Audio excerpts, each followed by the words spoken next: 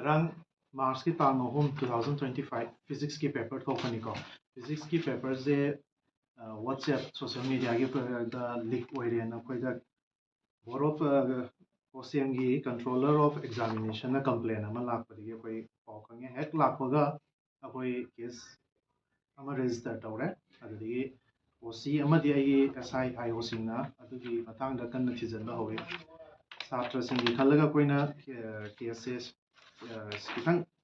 special emphasis pi andak OCM gi thokiba da thokiba amadi andaki OCM gi jisu koina special emphasis ki kitang pi kanna thijalba matungda haujibuki oinadi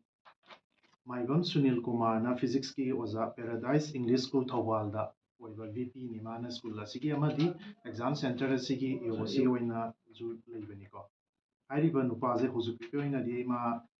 phare amadi ma machin hangba amadi atop chenaba sing akoina jingnaba khara leiri adugi do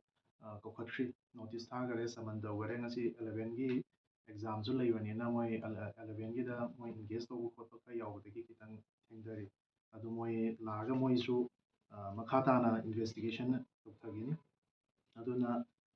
investigation je hawbada ngairi akoi makata ba kana kana involve to kholi haibada jo kan na thizali hujiki oina di aduga anda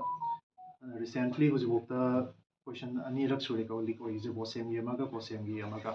aduna aina mayamda appeal tawningbadi satra gi punsi gi yengaga akoina oza sing exam da yawriba oza sing adagi OC